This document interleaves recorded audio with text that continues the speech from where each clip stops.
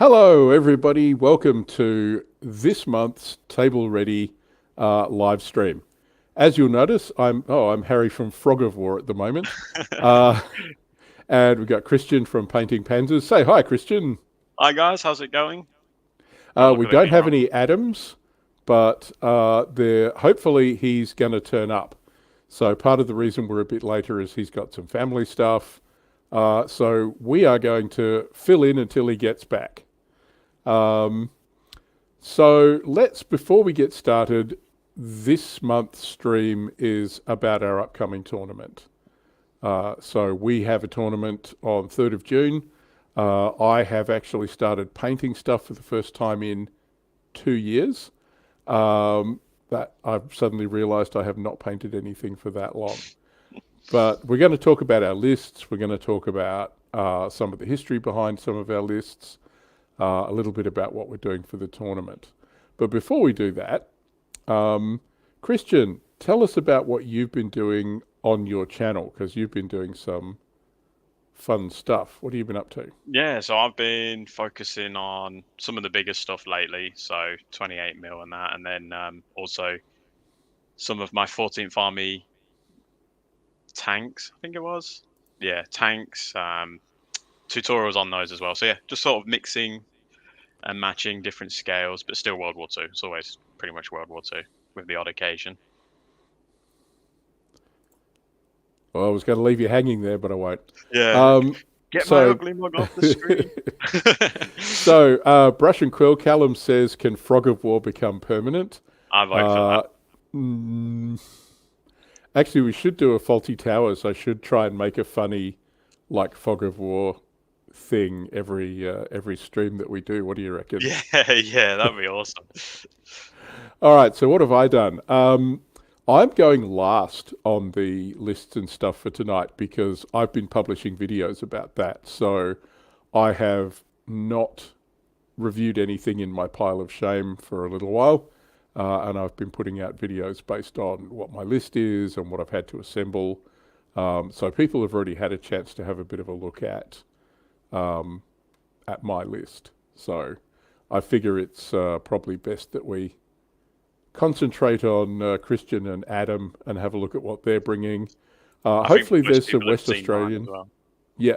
Hopefully there's some West Australian guys. I can see Ben in the comments. Ben's here, which is good. Hi Ben, how you going? Um, Ben plays Team Yankee, but I'm not sure he's got a Flames of War army. So I don't know if Yeah, he's we coming need to to the change that. tournament or not. Yeah, we do. He did say he was interested in Hungarians, but I don't know if he's done anything about that. Actually, I So, think he did, didn't he? I think he did posted he? pictures on the Facebook group. I might be Right, mistaken. I'm pretty okay. sure he did.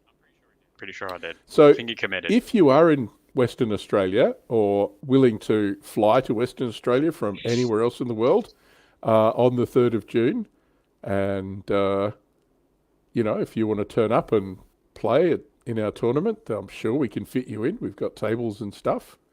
Ben says he submitted his list to Adam, so he is obviously coming to the tournament.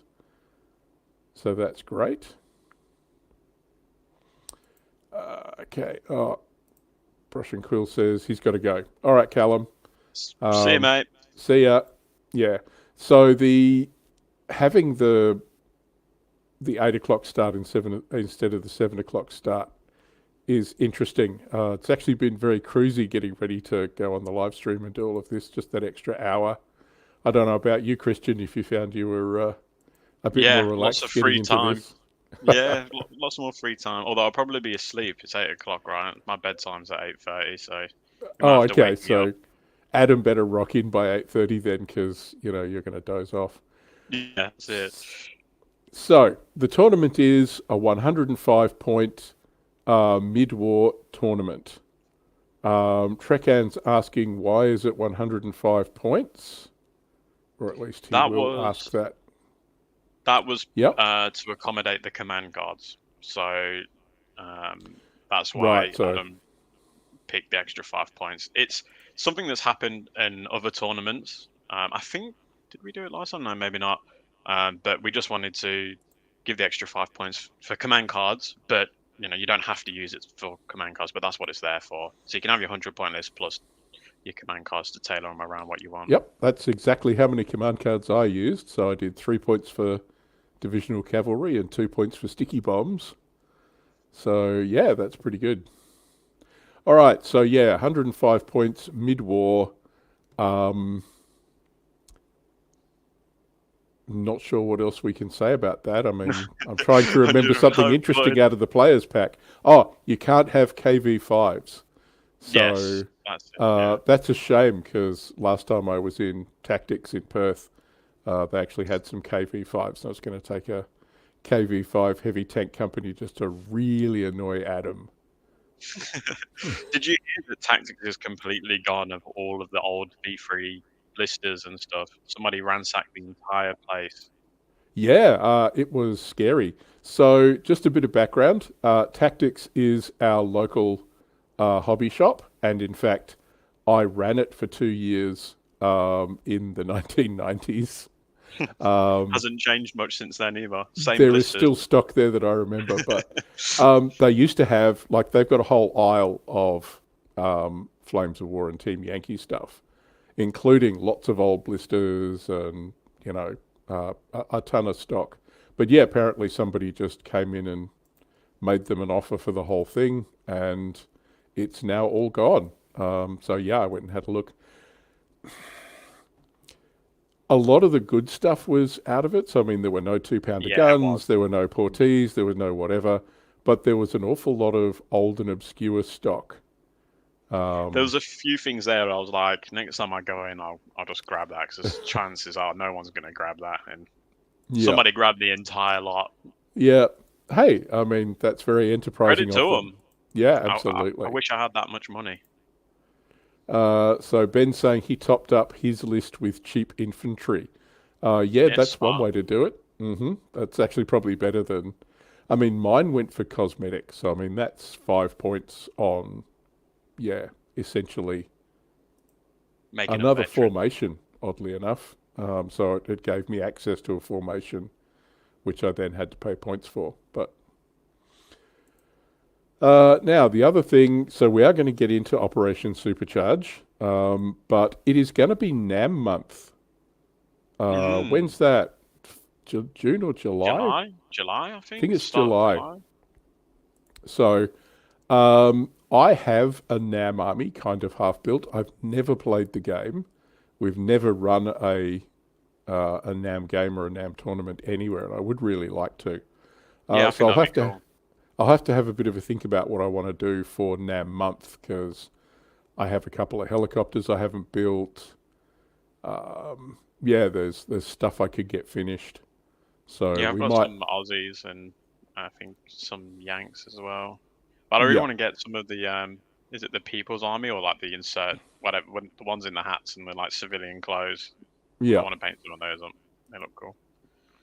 So Paint says NAM is a great game. Yeah, So it we'll looks have to it. take your word for it. I really love the idea of the wound mechanic. So if you get Mm. a wounded guy, you actually have to pass him off from unit to unit to get him off the table or get him medevaced. So there's this weird thing of, yeah, like you have wound tokens that you have to move around your force.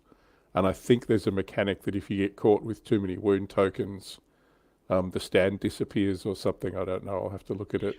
I think I watched the Battlefront Nam um, bat rep that they did on one, and it was like the Viet Cong got like unlimited. So they had like their three platoons, but once they die, they go to into reserve and then they come back.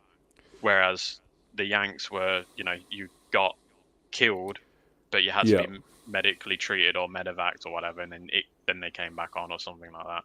right. It was I must go interesting. back and look look at that again. Yeah, it looks cool. The action starts from turn one.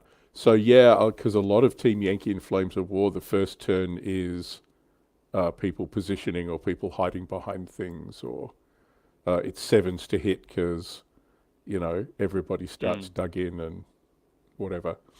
Anyway, let's get into the action, which looks like this. There we go. So, Operation Supercharge, that's the name of our mid-war tournament.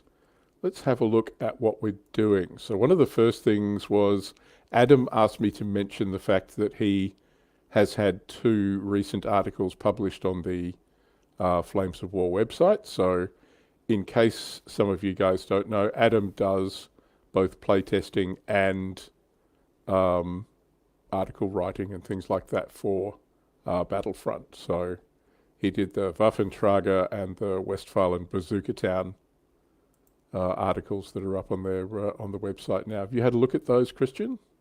Yeah. I love that. Adam's articles are awesome, so definitely worth a try. And it's always got cool pictures as well, so his sources are good stuff. Yeah, and we talked about the Bazooka Town Yeah, in thing the last last one. stream, didn't we? Yeah, the Westphalen, Mhm. because that was a heck of a fight between the advancing US and the that Panzer Brigade, I seem to recall. Yeah, yeah. Fair enough. So, what are we up to? This should look Yeah, familiar to you, Adam. this Kristian. this looks familiar to me. Yeah. So this is my 254th Indian Tank Brigade. So you're probably thinking, what the hell? So I'm going for mid-war that's meant to be late war, but because it's themed for the Pacific, I'm pretending it's mid-war because the British used obsolete weapons and vehicles and guns and aircraft, what you would call obsolete in the Pacific, which actually turned out to be rather handy for the Commonwealth.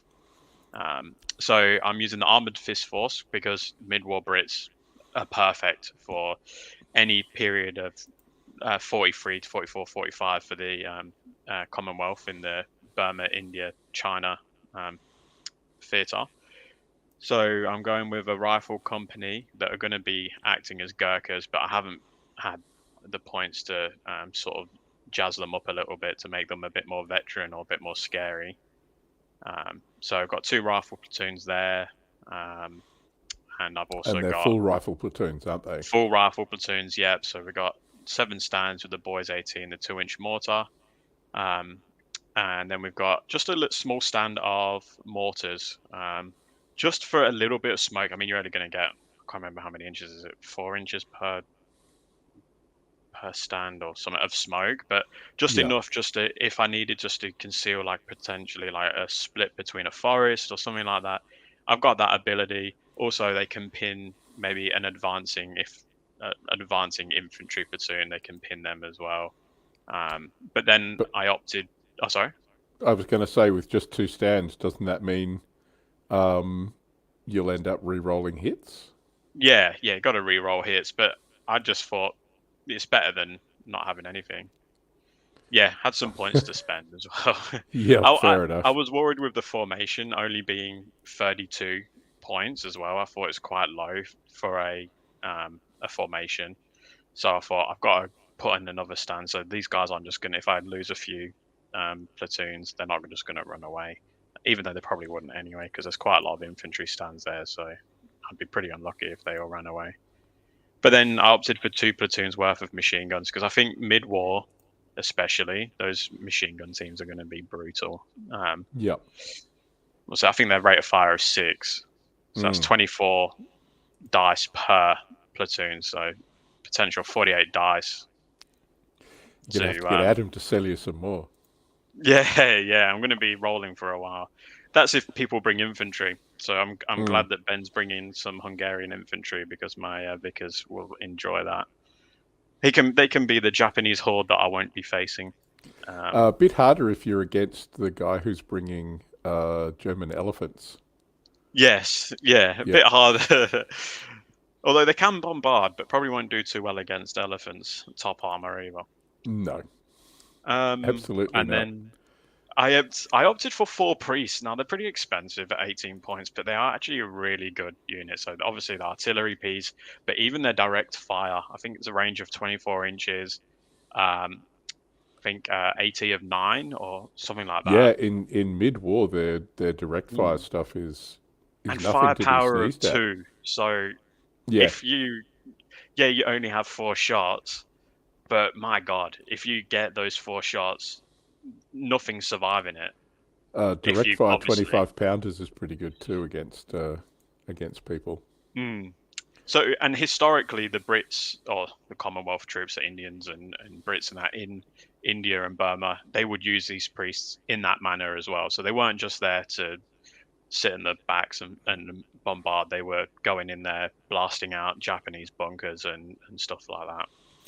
Were they the ones where, because they were using them in close combat, they were actually putting like netting tents over the top of it Yeah, to yeah. roll grenades off?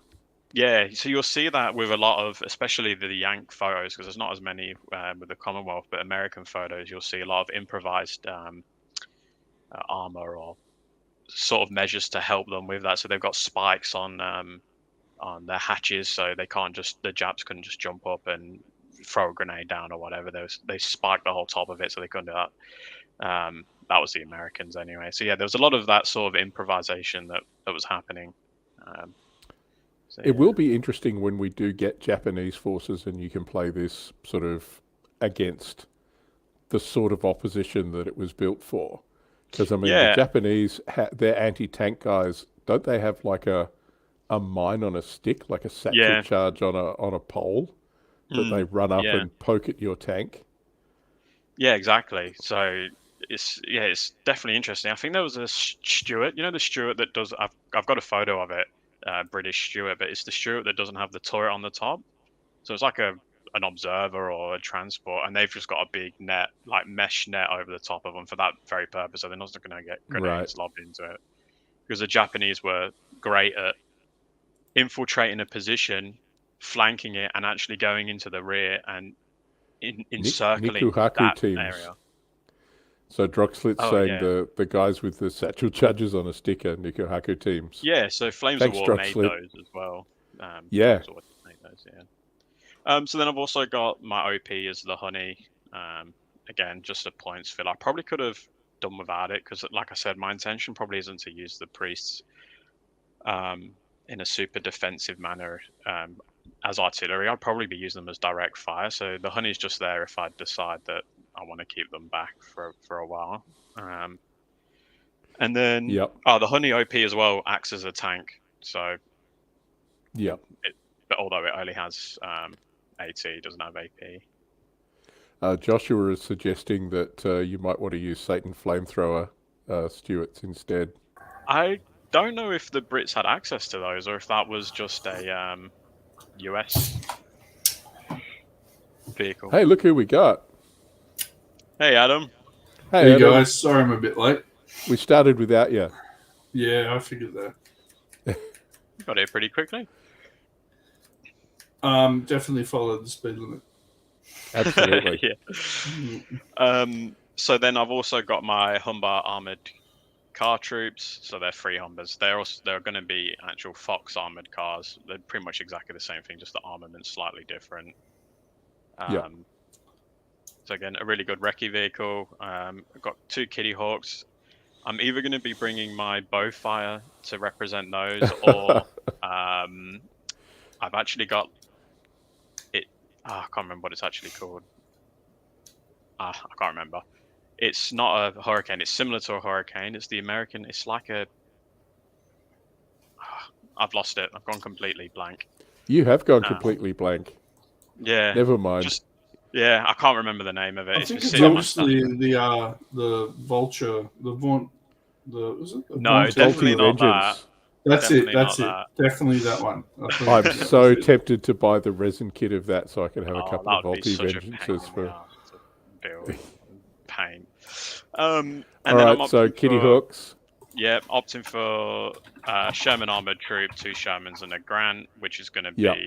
that is actually going to be the Grant, and then 3 Grants, but they're actually Lees. But I'm going to be using them obviously the Grant stats, but Lees were more common at Imphal and Kohima, which is what the 254th Indian Tank Brigade that I'm using is based off. James says, hi everybody, sorry I'm late, what did I miss? So we all have to go back to the beginning now and start again. Rewind. So now Adam... At least I'll be on time then. Trekan wants to know... Staghounds? Staghounds? No. No, I think he means aircraft. Yeah, I can't. It's an American aircraft. It's like It's not the P-51, but it's similar. Kitty P Hawk. something. I Not the can't remember. P-47. P40 Echo, Yeah, bro. P-47. I think that's it. Yeah. All right. So SEAC, so Southeast Asia Command, they used Had a version of the P-47. It wasn't. the Thunderbolt. Yeah. Yeah, it was a version of the Thunderbolt, but it wasn't. It was the one where it's not the bubble canopy. The canopy goes into the actual frame. The Razorback. Yeah. Yeah. So that's what I've got with the SEAC decal. So if I get around to it, I probably won't have time. But that's what I'll be painting for the Kitty Hawks. Oh, hello, Frank. Frank's just turned up. Well, you're lucky Hey, so Frank. far. You haven't seen anything I've painted. So that's your list. Yes. One of the things I'm actually going to ask people for assistance for when we get to my list is what am I going to put in reserve? So if you have to take 40 points out of this, where are you going to take 40 actually. points from? Probably close to 41, 42 points. Yep, fair enough. So for me, it'll probably just, depending on the scenario, which is all going to depend on the scenario, I can easily just take out the Sherman armored troop and the priests, and it still leaves me with a tank troop in there. And yeah, I've got some really heavy vehicles coming on as reserves, which is what you want ideally, in my opinion, anyway. So Fair enough. All right, so let's have a look. So these are the guys who are supposed to be your Gurkhas, yeah? yeah, so these are in the process of being based, so these are very early base models, but these are Gurkhas supplied by Adam. Thank you for that. And mixed in some Italian Brits, so they've got the long trousers. These are perfect for the 14th Army. The only thing that you might want to remove is the helmets, because they prefer to wear hats, because the helmets were easily... The Japanese could hear them rattling around, so they would give away their position. That'd be a fun conversion. I was going to use the Aussie heads, but I just couldn't get access to them. So yeah. Yep. So they had some form of bush hat, or yeah, so like a slouch hat. It was pretty much just a slouch hat. Yeah, I've seen them wear that. Yeah. Okay. So yeah, they preferred that over the hat. The helmet obviously weighed a lot. It was hot climate. Japanese could easily identify where they were just by the noise of the hat, especially on patrols and stuff. So they would opt to remove that. And then obviously when they're going on patrols, they definitely wanted the hat over the helmet. I actually have a blister of the slouch hat Australians, and you can't have them because I'm going to paint them up for my desert guys at some point. And to think I was going to give you those 2-pounders. Yep. They'd probably come out again whenever they do the Pacific list, to be honest. Like, I don't think... Yeah. Yeah. Not everyone...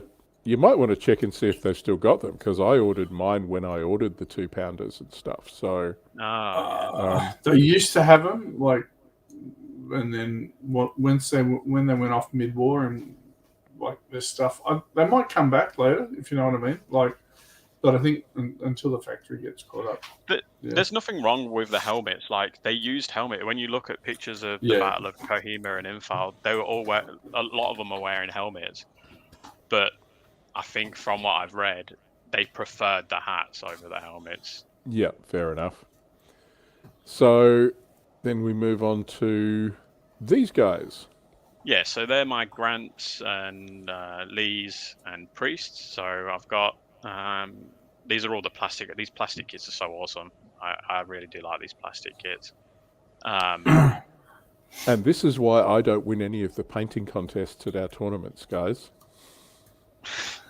They are very pretty. Thanks. Yeah, cheers. I actually really enjoyed painting these. I think just because it was so different. Yeah, I really enjoyed these. Yeah, you don't see too many painted, like British tanks painted that colour. Not Lees and Grants. Yeah. Like, you just expect them to be in a desert colour. So when you see them green, it's like, oh, okay, that's different. Where did you get the army? Was it the 14th or the whatever the army is? Oh, the decals. So the decals on this is for the 3rd Carabiniers. I think that's how you pronounce it. So that's what they are, and it's a 254th Indian Tank Brigade. That's the marking, so that red triangle.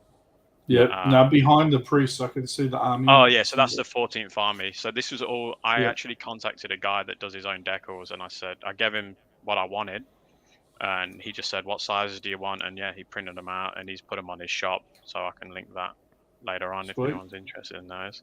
So that's still in Brisbane. No, he's over in America, North America. Oh, right. Cool. Yeah, but it's cheap as. It's like $5 for a huge sheet. Nice.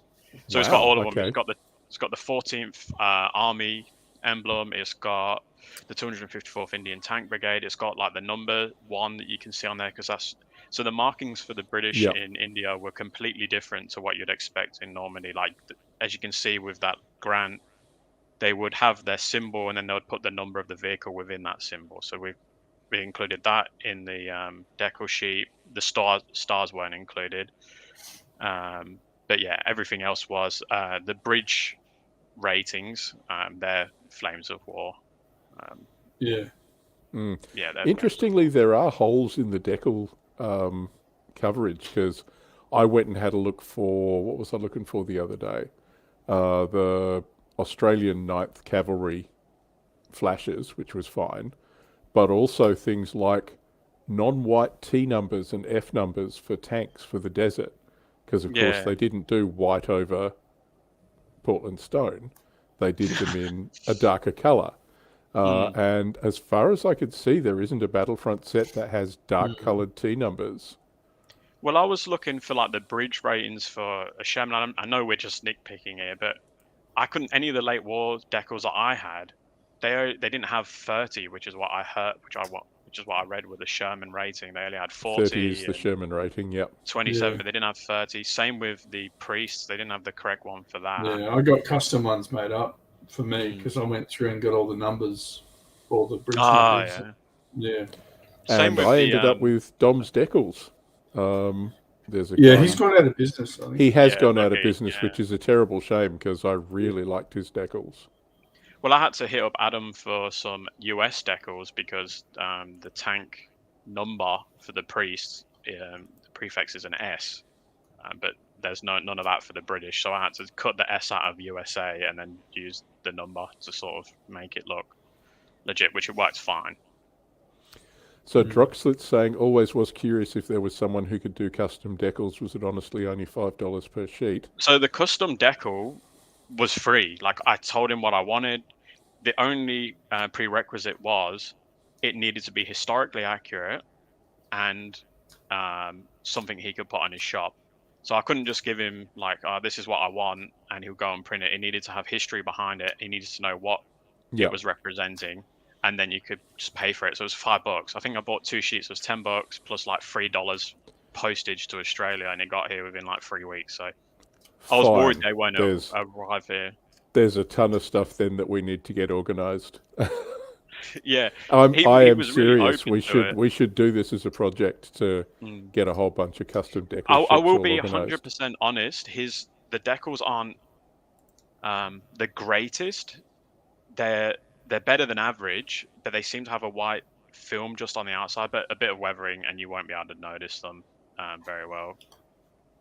Yeah, the ones I got from the other bloke, they were kind of a little bit thicker, I guess, than the Battlefront ones, which is usually a good thing because I find that sometimes they tear. But yeah, once you put some decal softener on them and then varnish them over, then you can hardly tell, to be honest. Yeah. So they're all BF decals in that shot. None of those are custom decals. Oh, apart from the 14th Army at the front there. Yeah. Really cool. So, and the crew, a mix of the 8th Army 25 pounders, excuse me, and the metal priest crew that come in the old, new. And the Battlefront YMCA set. Yeah. And the storage is all a mix of 3D prints, resin, metal. No. We're not doing a Sherman one until you turn up for a tournament. Sorry. Yeah, if you want to come to a tournament, that's fine, but otherwise, no. Yeah. Yeah. So So that I was looking at that, and the stowage you've got on that's just fantastic. I was like, I'm gonna make these full of storage, like you see in the pictures, and then I was like, I painted these two, and I thought I'm never gonna get these all four done by the time the tournament comes around, so I might have to go a bit lighter on the next two. But that is the right way to do it. Like I always stick a bit of stowage on mine and then go, it looks like it's stuck on, but you've got to do it properly like you're doing. Yeah, and so go all out. the front end of that priest, I put on that they welded a front plate on the priest. You see it on some of that vehicles in Europe as well. They would weld a front plate on, For and track they just chuck a grouses. load. Yeah. Just chuck shitloads of storage on there on the front and Oh, the back. right. Yeah. Mm. Oh, The sorry. front I thought you plate. were talking about the grouses on the, because for the jungle they put the grouses on the front there. Yeah, I'm no, this pointing is at it like with my a. mouse, which is of Yeah. absolutely no use to anybody. If you look at the very front of that priest on the far left, Yeah. the storage is on the front. There's actually, Yeah. I just got a bit of plastic and cut it into shape and just super glued it on there to act as I'm a trying to welding find a plate. picture of the plate that you're talking about. There's often like a log that sits there, and then they chuck some wheels. I'll send you it in Facebook. I've got some. Yeah, Oh, I've seen okay. it done with chunks Sherman of wood. fireflies. There's lots of photos of fireflies doing the same thing, where they welded a plate on so they could add more storage to the front. Yeah. Because that's what a firefly needed. More Yeah. weight. I was watching a video the other night talking about the firefly and how inaccurate after 500 yards it was. Like people used to say, "Oh, how awesome the firefly was," and it was, as long as it hit it. But over 500 yards, it generally couldn't hit much, especially with the sabot rounds. Yep. I don't know whether that was a 17-pounder and 17-pounder ammunition issue, because I have actually heard that, or whether it was an optics issue. But yeah, up to 500 yards, sort of, and then over that, like, probably not. Yeah. Still use them, but yeah, I just thought that was interesting. Yeah, it's So interesting. Trekan says the stowage is always greener on the other side of the table. Hey, what's with the red cans? Are they supposed to be like? Is it just for contrast, or was it? It's a funny reason? you're not the Is that first person fuel? to ask me that.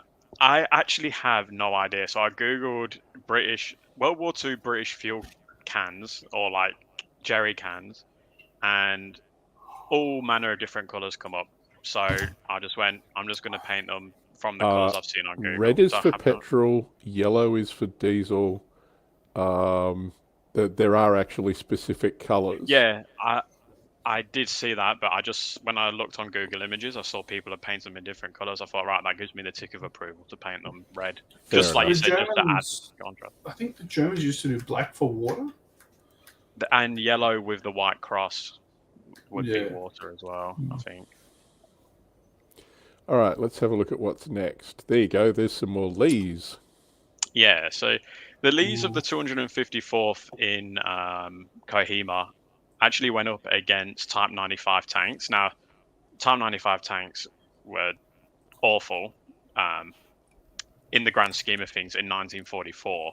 Yep. But obviously they served their purpose well at the start of the invasion of Malaya and Burma and stuff. But when we're talking about this time, they were really pathetic. But what the Japanese did really well was they actually lured these specific Lees of the 254th into an ambush. But unfortunately for the Japanese, their armor piercing capability just was not good enough. So the Lees of this squadron actually ended up taking out all of those Type 95s with no casualties on the tanks. The only person that was killed on the Allied side was one of the tanks got bogged, I believe, and the guy popped his head out and got shot by some infantry. So he was the only casualty. But in terms of the actual tanks, none of them got knocked out, even though the Japanese were set up in a perfect ambush position. They were hitting their side armor, completely unexpected. Just couldn't do the damage that they needed to do. So these guys, made mincemeat of those Japanese tanks. Oop. So before we leave you, and we are 35 minutes in, you wanted me to pop up That's okay. Don't worry about it. Let's skip that part. I've already rambled on enough. Let's move on. No. Look, I'm doing it now. There we go. I just Do got to it get live.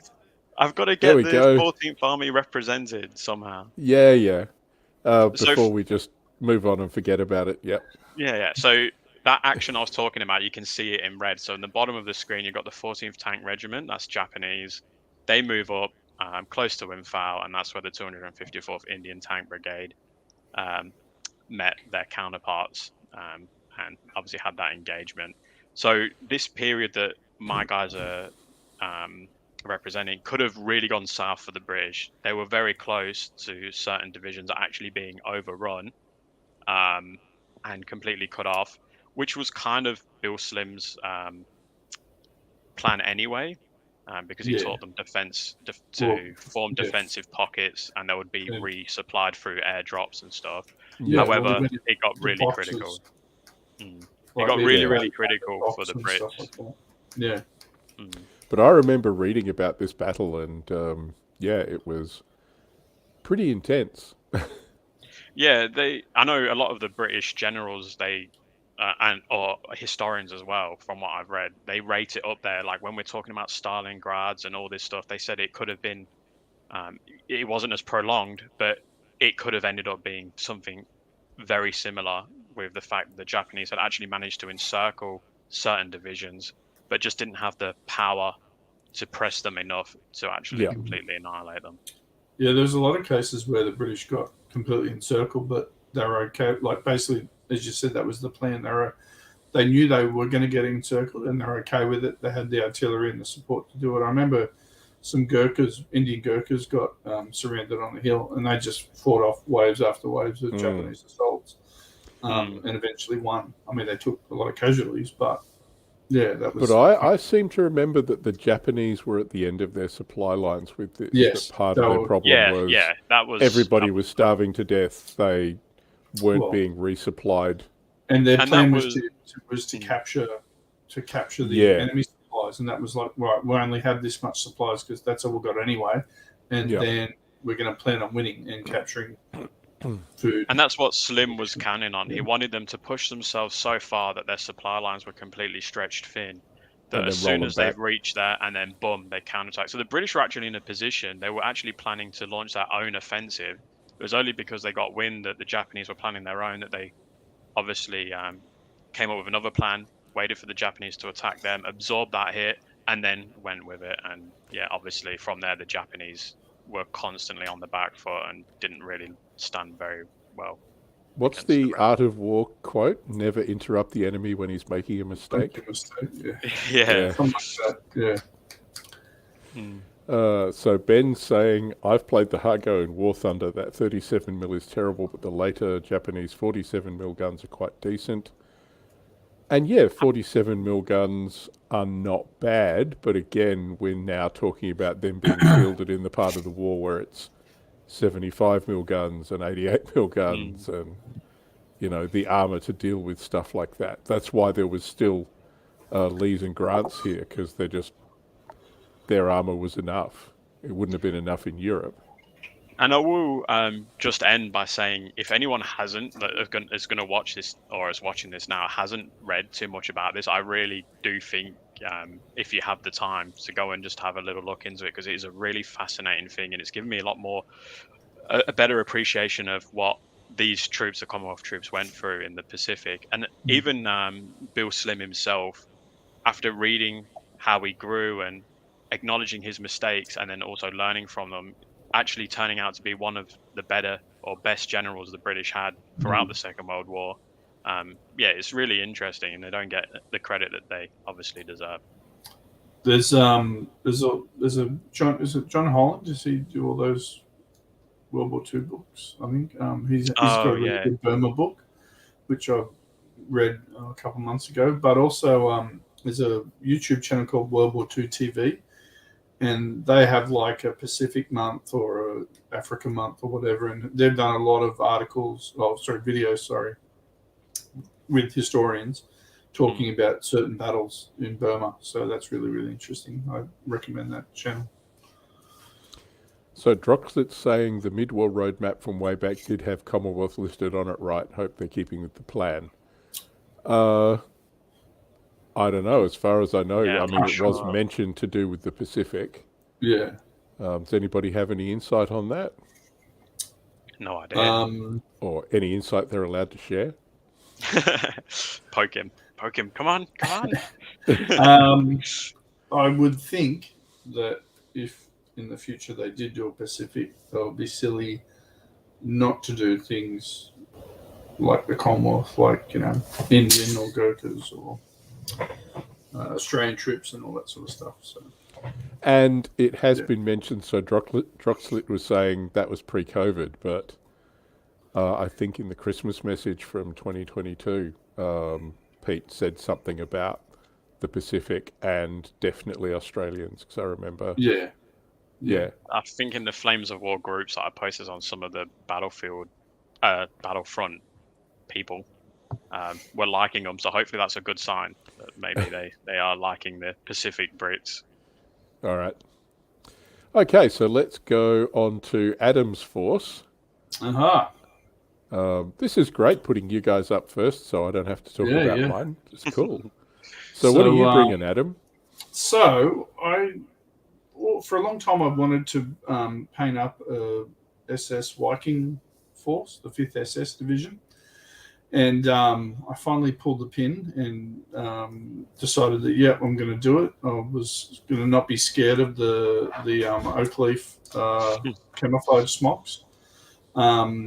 So, I've started painting up my infantry force. I couldn't afford points-wise to make them all SS in the per the command cards, but basically I'm going to take an armoured Panzer Grenadier company and they're just going to be painted up as SS. So they're ersatz SS. Yeah.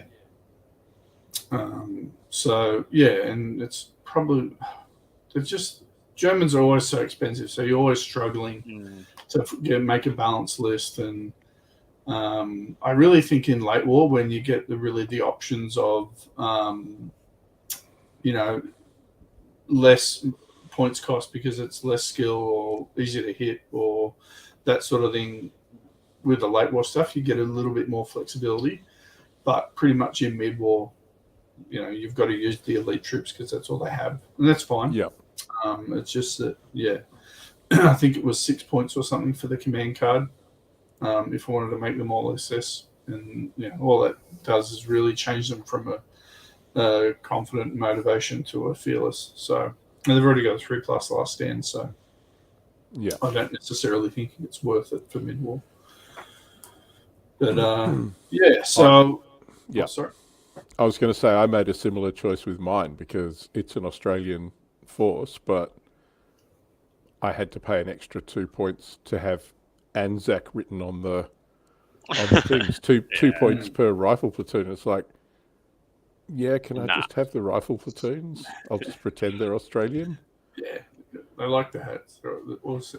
So, I could have made them Gross Deutschland, as Trakern said, because that's, the Panthers, I think it's the 51st and the 52nd Regiment. They were basically all given, they were the 2 regiments that were given Panthers at Kursk. And they fought with Gross Deutschland.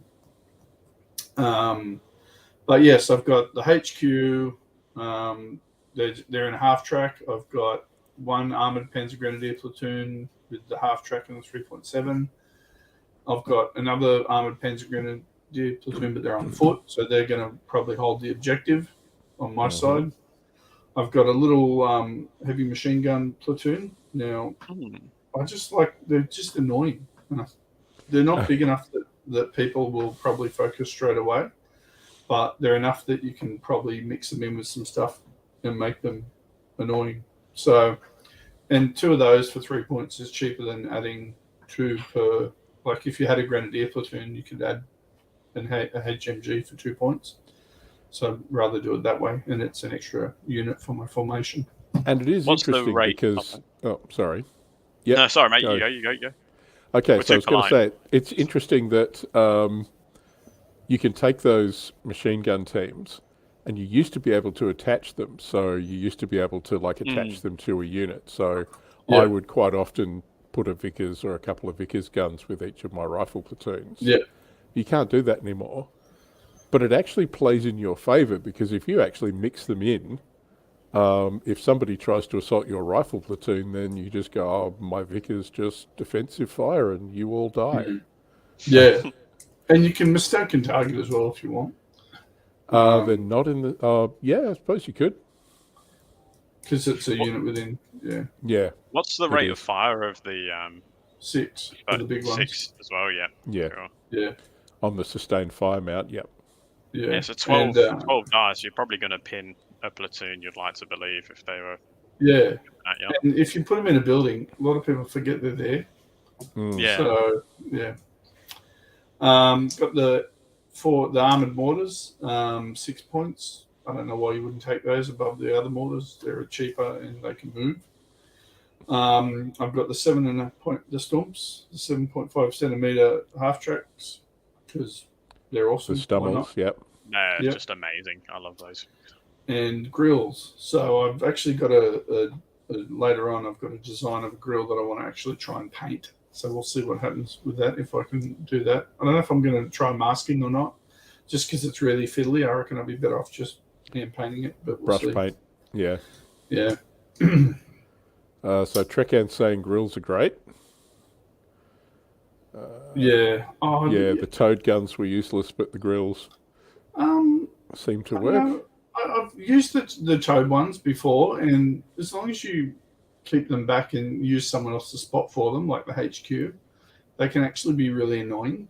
And because they're Germans, they have to re-roll their artillery because they're only 2 gun teams, but generally going to do it. So yeah, we've had a couple of people bring those RGs, and they normally do really well. So, I think it'd be frustrating if they don't range in, though. That probably would be the that would be most annoying thing if you're trying artillery and they just don't range in. And I'm going to bring Luch because I love the Luch. It's 6 points, I know. But who doesn't? I love them. They're awesome. I know it's overpointed, but I don't care. They're the cutest little tanks. Good. And I've got 3 Panthers. So that's my auto reserve unit. If I have to take reserves, it's an easy 45 points. They're 3s to hit, that's the downside in mid-war. Unless you want to pay like 6 or 7 points per tank to make them veterans. Nope.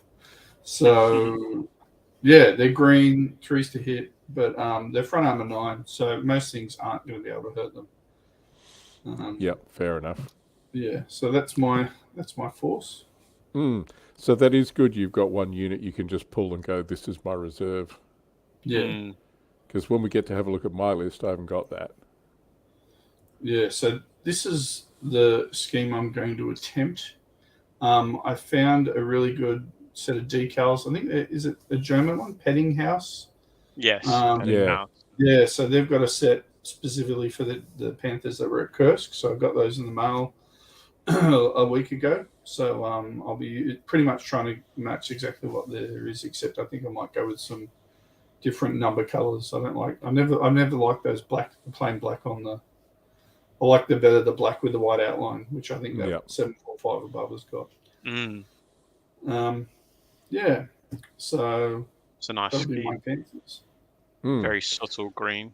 So I had just assumed that was a modulated, like dark yellow, but it is actually. It's got a very very light. And that's what I tried to get, of green. and then it wasn't working on my airbrush, so it's gone a bit darker, well, a lot darker. then probably more actually. Like if you look at the one up the top there, that's probably more. That one is the only way to achieve that would be to put a mist coat of dark yellow back over the top of it, wouldn't it? Just a very very or you could have like a watered down green, but it'd be real hard to get the consistency. I do a similar thing with my aircraft when I'm doing like the soot coming out the exhausts, where I just water down black, thin down black a lot, so like four bits thinner, 1 bit black, and it will just come out. You have to get the PSI like almost perfect, but when it comes out, it'll come out so light that you can just make it out. I haven't mastered it properly yet, but you can do it. There's people on YouTube that do it really, really well. Yeah.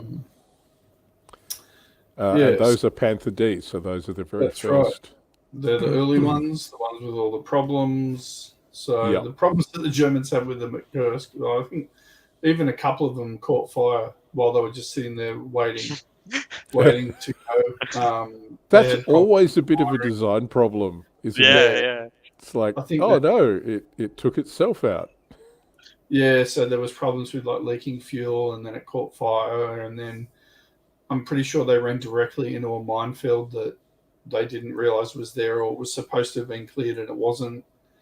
Then it was, I think there was a few, like everyone always says, oh, they've got terrible final drive problems and issues, and I don't think it's as bad as what people say it was. I think a lot of the time they just basically ran them into minefields and dumb stuff. So the tanks you've got, are they actually Ds that you're going to be using? Yes. I bought a heap of the mid-war Panthers. I got 5 I'm going to paint in total. I'm only going to bring 3, but I figured I might as well paint all 5 at once while I'm doing it. How much of your list do you reckon you'll have painted, or are you going to go for the whole lot? Oh no, I'll have the infantry, I'll have the grills, and the Panthers is what I'm aiming to get. Yeah, that'll be a good effort. Yeah. If somehow I have a sick day, hopefully no one from work's listening. Between now and I might squeeze in the half tracks for the Panzer Grenadiers. If I haven't, I've actually got some grey mid-war half tracks that I painted up. These ones. So if they're not, there we go. If they're not done in time, I can. You can take those. Yeah, guys. I can use those. So yeah, but I think that's. Trekan says most of the Panthers were in Panzer Regiment 39. Yeah. Anyway. And that the crews didn't know the Panther very well during the Battle of Kursk. Well, that was their first combat outing, wasn't it? Yeah. No, that was the brand new. Yeah. Yeah. With factory representatives still with the combat units, I believe. Yeah, he's right. Sorry, Panzer Regiment 39, and they were Ableton 51 and 52. Sorry, not Regiment 52. Yeah. So drive systems were an issue for German vehicles. France tried to use Panthers post-war, and it took less than a year for them to run out of spare parts. Yeah, but that was the last. That was the ones at the end of when they're running out of rare earth metals to make the drives. Yeah, and it generally wasn't like the Germans knew. Like I thought it was the Americans kept shooting them. Well, yeah, that was part of it. Friendly fire after the end of the war, I think. But you had to be apparently. They'd strip them if you were like putting your foot down and stuff. If you actually quite like slowly revved up and back, they wouldn't have so much of a problem. But it was when you basically treated it like probably an American tank, where they didn't have those lack of rare earth metals, and they had stronger drives. Yeah. So I think because they had the same issues with the Ferdinands and the Jag Tigers and the King Tigers. Yeah. They had to. An experienced driver would be careful with it, and it would be okay. But a new driver would just put his foot down and think, "Yeah, it'll go," and then strip. So your tanks are resin because there's no plastic ones. Yeah, they're all resin ones. Yeah, beautiful resin miniatures. That's not true. Zvezda make a plastic. Yeah, it's terrible. D variant, but I didn't think you were going to use that one. Blech. I did have one once, and I didn't like it at all. It's just look, they're great for the price point, but the details just not. For me personally, the details not there in the model. The way I paint them, it doesn't make a lot of difference, so it's fine for me. Yours aren't that bad, Harry. Ferdinand's issue was they would set fire to themselves driving up the slightest incline. That could be a problem. So who are these guys? And did I get the right logo? Yep, that's it. That's the Viking logo. Me. I've been, these are all Viking troops as far as I can tell off the internet, and it matches the books that I've got. But It's And you're going to be p-dotting them. Well, that's Yeah. interesting. I didn't think they had as much PDOT, but maybe by the time of Kursk was when PDOT started to get introduced. And you know how generally they would try and get new uniforms for the season. Like Kursk was literally the spring offensive. So, so whereas the guy on the other side's got, I think it's a palm. I think it's the palm tree, the early one. Looks like it. Yeah. The early SS uniform, and this guy's got the late one. So it's interesting that they've all got a real mix of uniforms. Fair enough. Cool. So you're going to give that a stab? No, I've done the. Oh, that's right. I remember seeing that picture with them all sticking on nails where you've been painting them. Yeah. Yeah. So I've done oak leaf, which is the one in between these two, which is a little bit easier to paint. I think at our scale, the PDOT would be challenging. You've done PDOT, haven't you, Kristian? Or was that not on in 20 15 mil? Peter on Peter on the Facebook painting group, Flames War Facebook painting group. He did a fantastic tutorial on PDOT painting. It's just a written one, so you have to search it on Facebook, but it is great. It's really good. So Droxlit says he did painted one model in PDOT, looks beautiful. Dreddy doing a full strength company in that scheme though. Yeah. I've just that's what I found. It just takes, like, usually with your British or whoever else, it's just got a standard uniform color. Yeah. Like I can do the base coat of the Germans and it looks brilliant, and then I'm just like, now I've got to go through again and do the dark, and now I've got to go through again and do the light, and now I've got to add white to the light to make it pop out a bit more. And it's just this extra step, which it doesn't actually take that much longer, but it's psychologically kind of like... Yeah.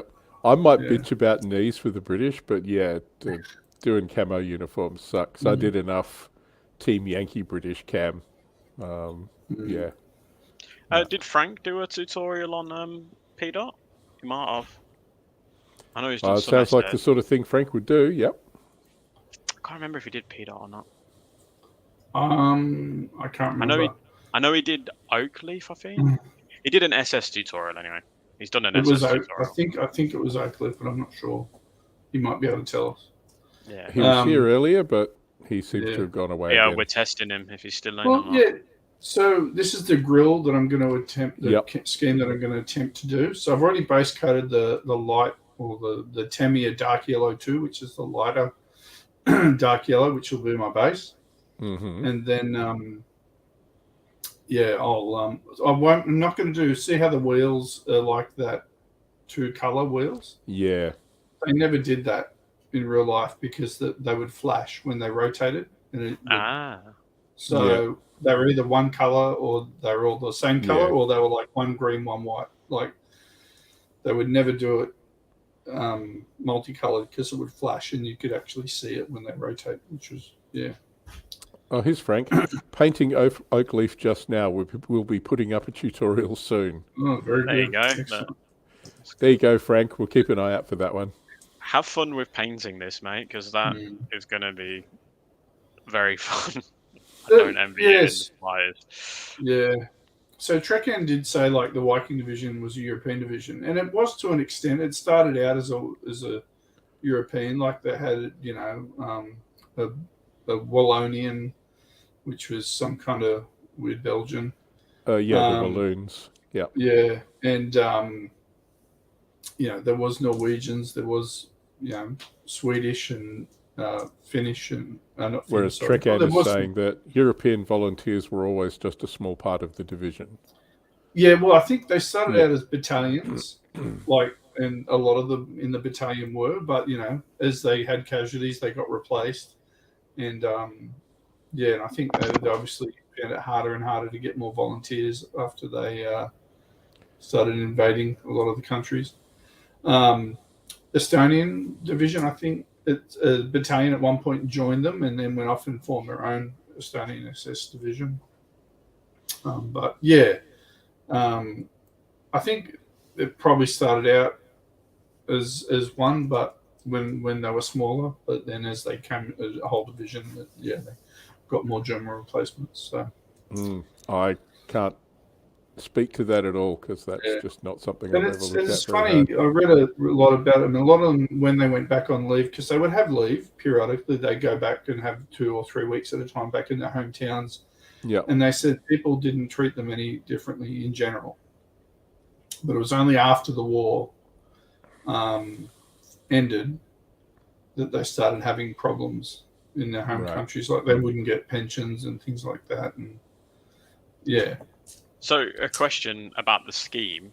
Was this actually at Kursk, or was this? I thought this was an Italian front scheme that I've seen before. I've seen this one on, I think it was Normandy. I just really like it and want to do it. Yeah, it's cool. It's a cool scheme. And all the other ones I've seen are just kind of plain, like just a Dunkel or something. Boring. And then boring. That's boring. So the very light dark yellow color, sorry to bust in there. Yep.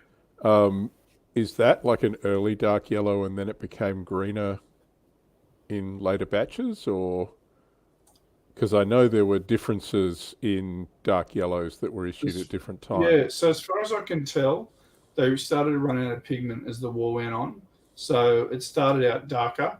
Like I think that Vallejo Middlestone, they call it, which is what they say is Dunkel.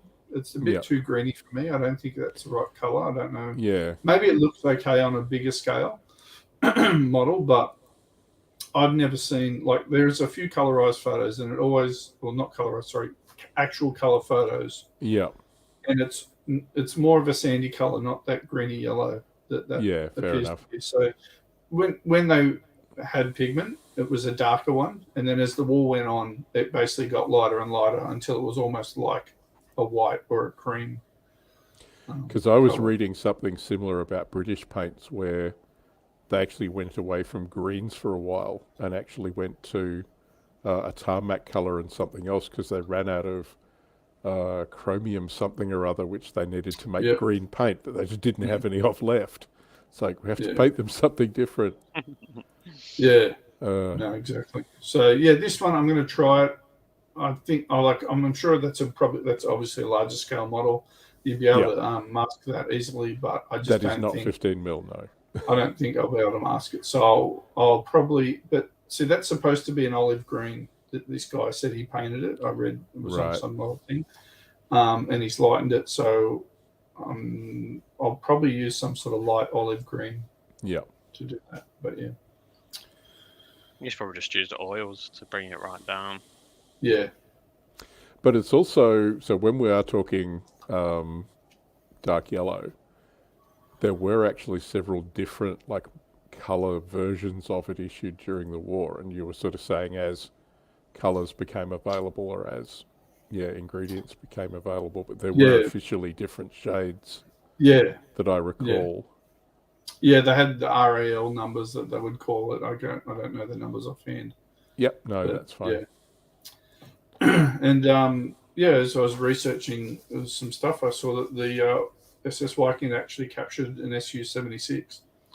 So I will be doing this at some point. Which I just think it looks really cool. So that is cool. Probably that is very cool indeed. Make up a command card for it. Yeah, I will. I shall. Yeah. So Trekan is talking about German troops applying the camo themselves. Pre-camo German tanks came at the end of the war only, and at this period there's no wrong colour. Yeah, I was going to say that wasn't until the end of the war where it actually came out of the factory. Like they had designs, and it must be this colour and this design. But basically they received them in Dunkeld, and then it was like, well, paint it, put some mud on it, do something to make it camouflage. So, how many captured Su-76s do you need, Adam? Well, the thing is, when you look at the mid-war stuff, they do have a Butte Panzer list, but that's T-34s, and then you have the odd one that's an independent Su-76. I've only ever heard, I haven't seen that they captured multiple of these. I've only ever seen one, so I'll just probably do it as one as an As a independent single. tank. Fair enough. Yeah, it'd be nice to do heaps of them. The one thing I did think of doing, because the SS Viking division did have Marder 2s with the 7.62, so basically the same desert model. They had a 10 or 12 of those. And I did think of maybe figure subbing, make the unit leader one of those, but the stats would be slightly different and that'd annoy me. So I think I'll just do it as a one-off. All right. Yeah. So you don't want to do things like just have an Su-76 in a mixed in with the Martyrs.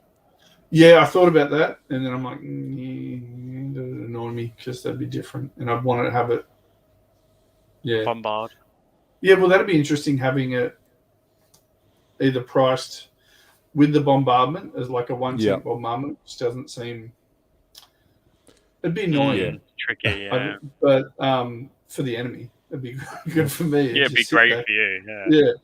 Whereas I'd probably have it at a cheaper cost and no bombardment, and hit on 4s, a 3+ skill, and confident probably. So this is why we don't get anyone turn out to the Adam tournaments. Yeah, didn't you bring a completely off-the-wall list to something recently? All the time. Adam? Yeah, okay. Yeah. That was his Hungarians, wasn't it? Yeah. Oh, yeah, the Hungarians that weren't Hungarians, yeah. Yeah, those. So Wardrobe Plays World War II says, good luck with the tournament. Thank you. Yeah, thank you. Yeah. So we're an hour and 7 minutes in. And I think we're going to... Oh, no, there's still another slide for Adam. This is just... So I have... Yeah, basically, I've almost got all the infantry done. Today, I painted all those, the proper pans, Dunkel Dark Yellow 2, and the Panthers and some of the half tracks have got some green applied. That's kind of the hard work for all the vehicles. But so that looks pretty green, does that? Yeah, I was going to say that. That's the Vallejo. That's that Vallejo Middlestone. rattle can. Yeah. So they've got the rattle can. Right, okay. Yeah. So that's I pretty much just use those Vallejo rattle cans now because it does a really nice coat. It sticks to the model properly, so you don't have that. Sometimes I've had where I've airbrushed stuff on, it'll just come off. It doesn't adhere properly. Oh, you get it to dust off, yeah. Yeah. Do you know Tamir do the dark yellow spray can? Oh, so I might save you some time. I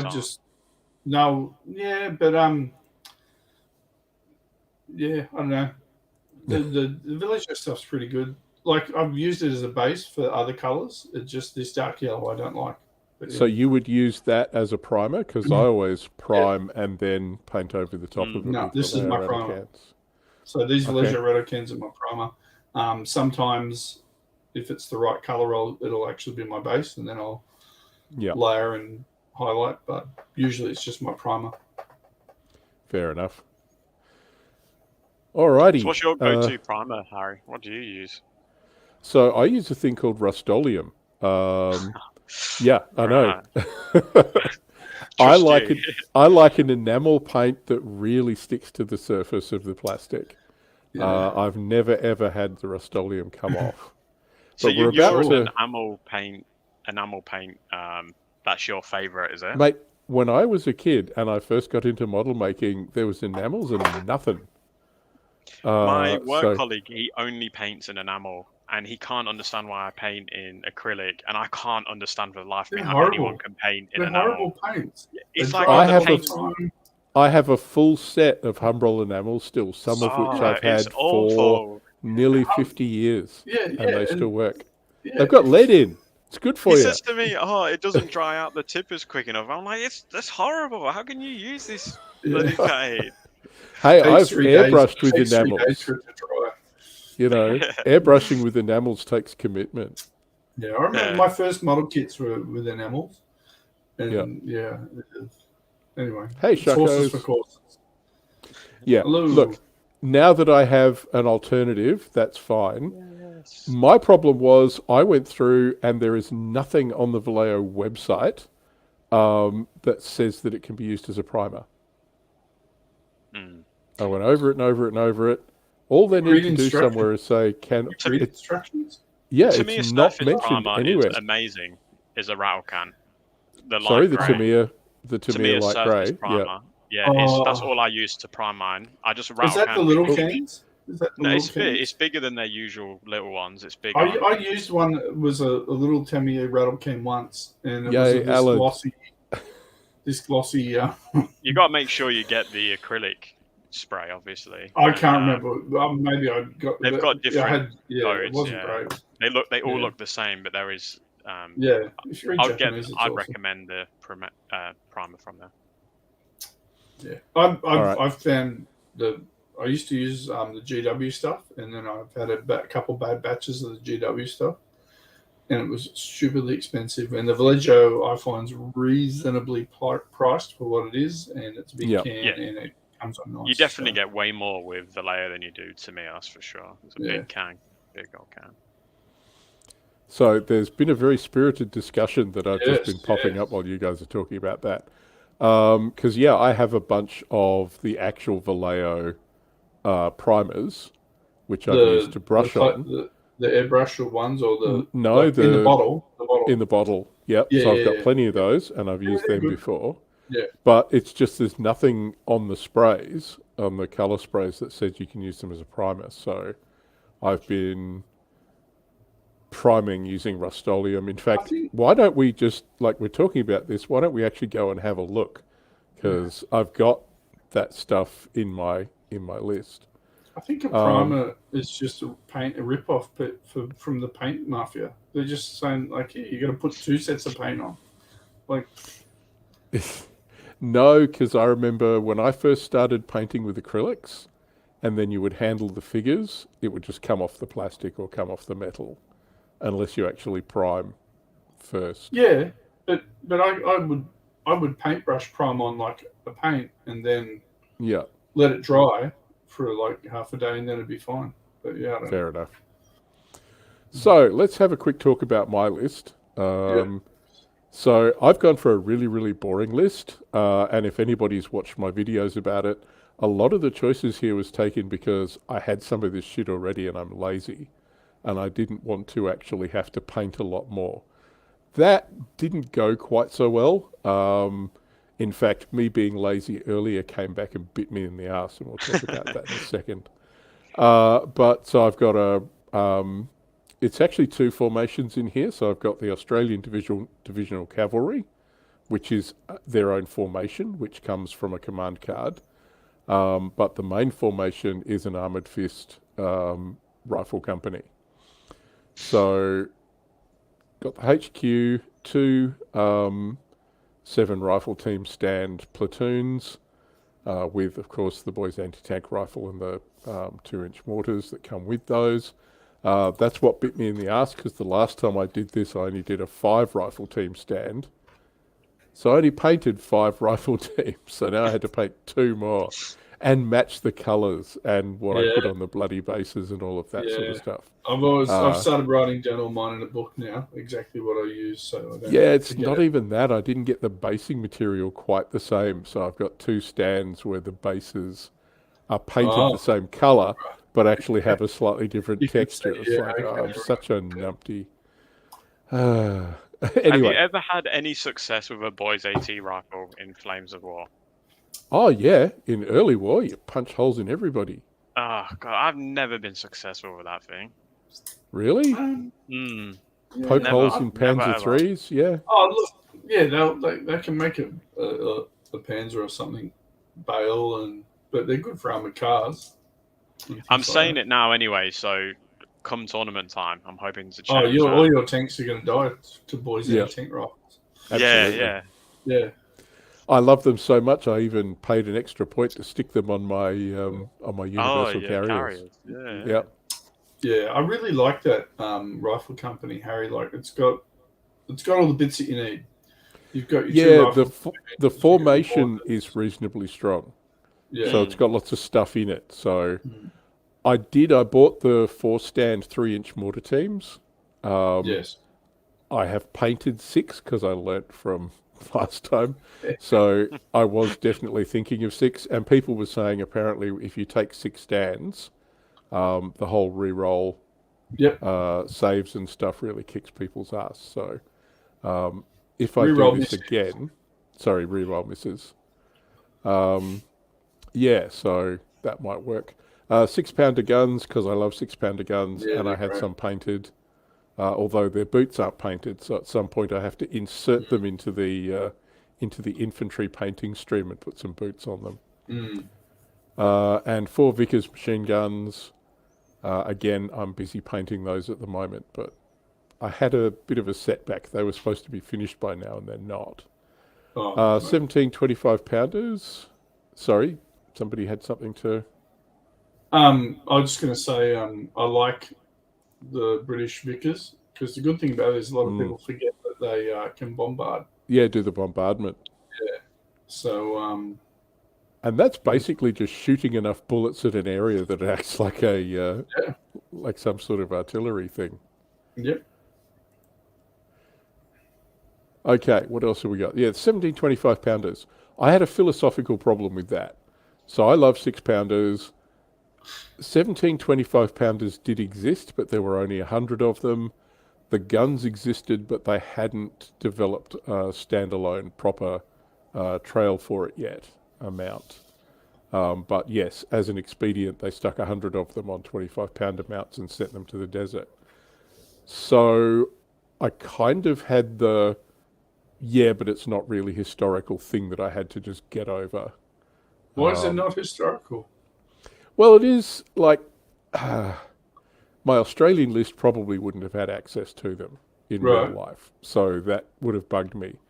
But frankly, the gamer me who gets his ass kicked went, no, I need some AT-12 guns for when somebody brings some sort of massive Eastern Front list and sticks it against my desert guys.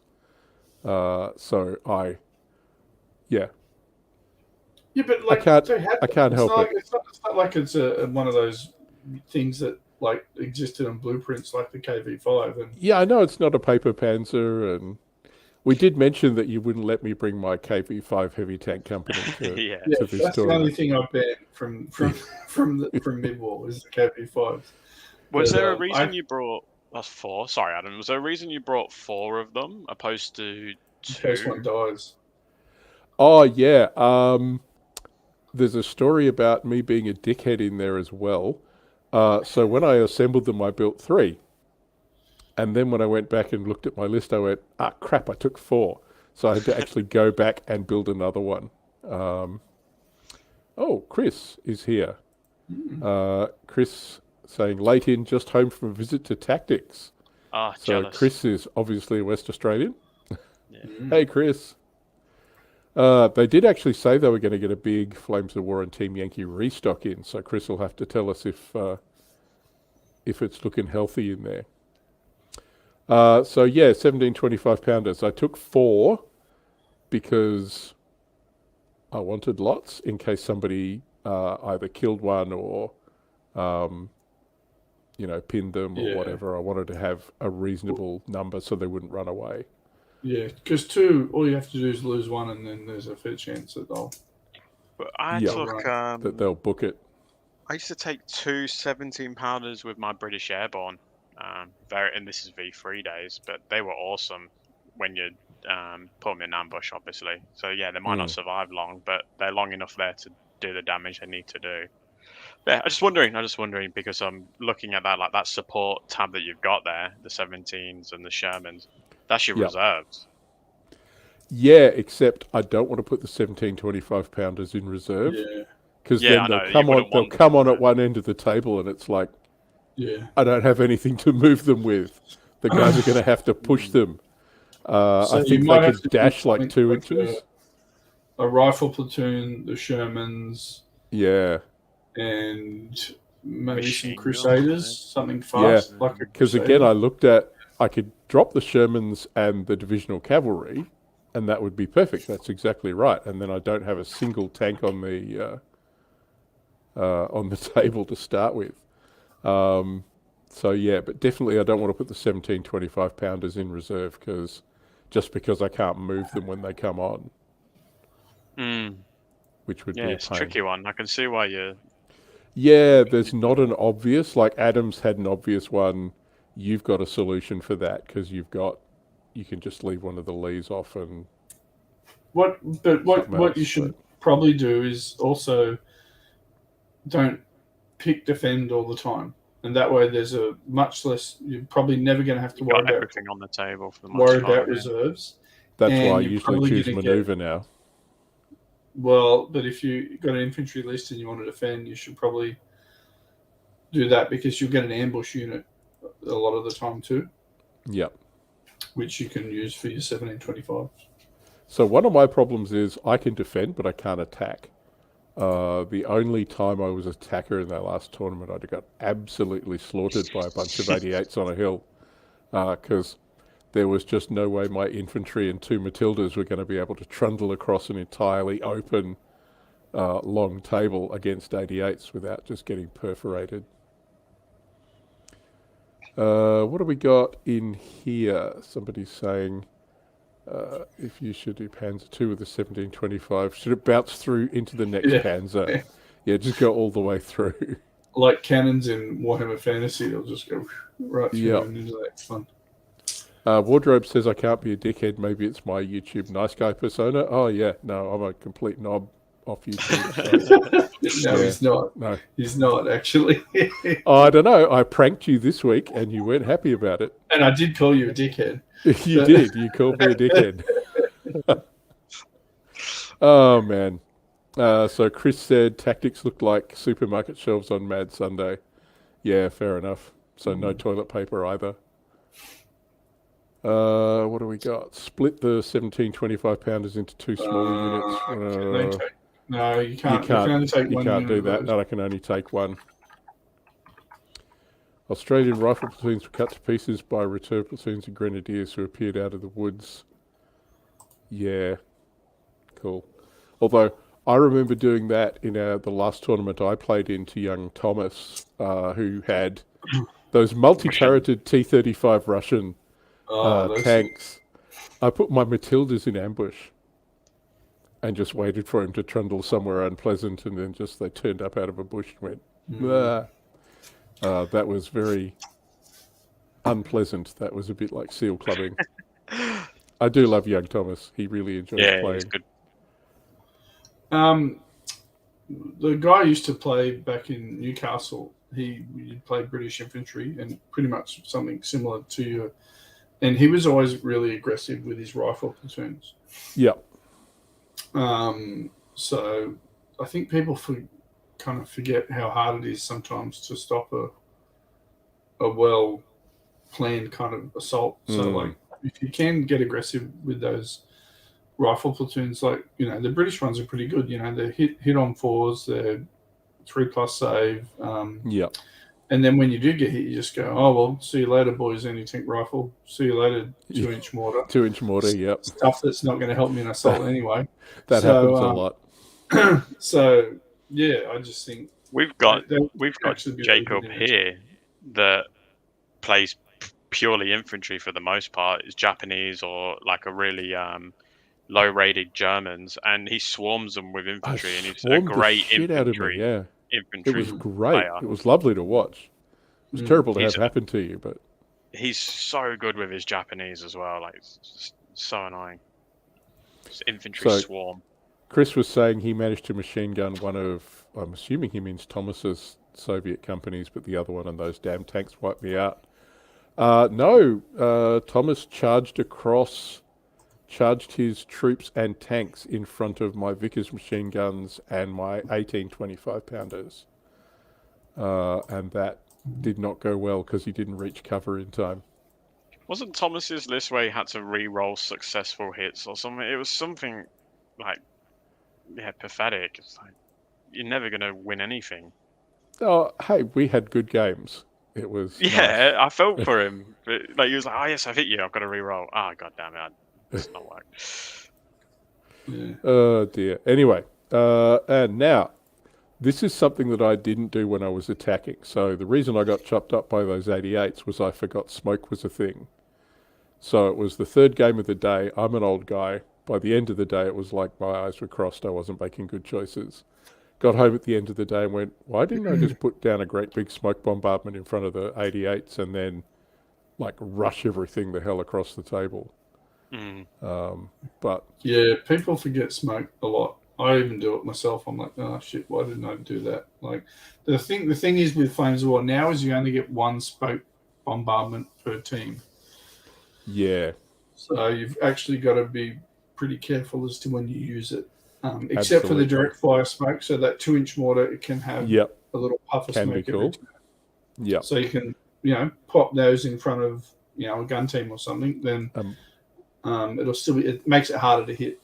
Yeah. Yeah. My Matildas might have lasted another turn or so. Anyway, so the Australian Divisional Cavalry Squadrons, Australian divisions had their own built-in organic armour in the form of these cavalry squadrons. And they got whatever leftover shit the British didn't want that was already in the desert.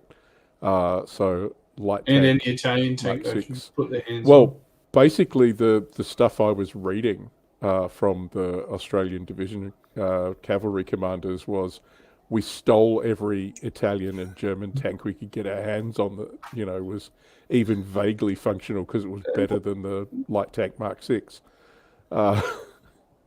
So, yeah. But by this stage of the war, which is in fact Operation Supercharge for my guys, they're holding the northern flank of the Second Battle of El Alamein, and they then, after the breakthrough, advance on the up the coast road. So by this stage, they had 2-pounder armed Crusaders, and they had universal carriers and honeys. So I've got 3 honeys, 5 Crusaders, and 3 universal carriers. One of which has a boys anti-tank rifle. So I'll tell you how that goes, Kristian. Yep, I'm intrigued to know. So Wardrobe says those turrets will work great on those universal carriers. Yeah, from here I can see them over in the corner there sitting on top of the universal carriers. That's what I did the other day. Because that's stupid. But yeah, that was funny. Yeah, so that's undercoated. So that's Rust-Oleum light grey primer. And that is an enamel primer. So that will never shift. Ever. That's actually not true. If you soak them in Dettol long enough, the plastic dissolves and you're just left with the enamel paint outline of what the tank used to be. I use acetone to strip any metal models, and usually you can tell when someone's used enamel paints because the bastard is difficult to get off. Well, that's when you stick it in Dettol, because Dettol will sort that out. International dudes, Dettol is an antiseptic, but it has to be watered down because otherwise it will eat your flesh. Just in case nobody knows what Dettol is. So I had a bit of fun in games. These are my Vickers guns. So previously I had used my late war Vickers guns, and I thought, what the hell, I'll buy some, period appropriate Vickers guns. I based these about 2 years ago and then never got around to painting them. I think that was a burst of enthusiasm I had around our last early war tournament. I bought these guys. So I undercoated them, and then all the figures and the basing material just fell off. I have no idea why is or that how cocaine or what. on the base adhesive that's not formed properly, or are we just having a really good time when you were basing these So models? that is actually DAS modeling clay. So what I use for basing material is that DAS stuff that you get to make really crappy dad's mugs for Father's Day or whatever. Oh, yeah. If you actually water that down and stir it around, it makes really good basing material. But if you have a look at this, it's actually really flat. And I have a feeling that when you mix the water in, if you put too much water in, it can get really thin. Yeah, it doesn't So I had form. a feeling it might have been a bit thin and it didn't adhere to the base very well. I have used this for the 6 or 7 years I've been playing Flames of War, and I have never had this happen before. But yeah, I both think the it figures fell out and the bases fell off. Were you There using were plastic swear glue words. again to adhere the I stuff to have the a base? feeling I might have, like I must have 2 years ago had a brain fade and used plastic cement, because I went back. This is what they look like now, with slightly thicker modelling material and half a tube of super glue for each figure to glue them on the base. So they should never ever come off again, and they've been undercoated now. And in fact, I've even painted all their knees. So Excellent. I haven't painted anything else, but all the fucking knees are painted. 17 25-pounders. So there we go. I did model them on the turntables, and if I was going to do this again, I wouldn't. I would have actually left the turntables off and just mounted them on the wheels on the base. And I think, Adam, you and I had a discussion about that where we were talking about it's actually badly balanced for the 25-pounder Yeah. trail. They're Yeah. very nose heavy. Yeah, they and found they it didn't quite actually difficult use to them. use the turntables. Yeah, and a lot of them were just plop down and then sort of they got wheels. They do rotate, but obviously not as quick. Yeah. So Sharkos is saying if you can get it over there, the Vallejo or AK basing paste stick really well and act as a good backup for holding the minis on. That's what I do. I use that one, the Vallejo stuff. Yep. Which I actually saw the other day when I was in a hobby shop. But, I mean, I can't claim too much because Adam lives further away than me, but I am 400 kilometres away from the nearest hobby shop that has that stuff in. Post office. Yeah, that's all I use. I'm close to a hobby shop and I still get it posted in. Oh, wow. Okay. All right. I'll have to do that. The AK stuff is brilliant, by the way. I use AK, the picture of mine when they were based, that's AK, and it's really good stuff. Trekan says he likes the Vallejo pigment sandy paste. Yeah. For Italy. Cool. You can get them in different colours too. But I just like the fact that I can go and buy gas modelling clay from the news agency in town. But yeah, and that's always convenience too. Like I know people use spac, like tiling spac stuff. Yeah, spac filler and that kind of stuff. Yep.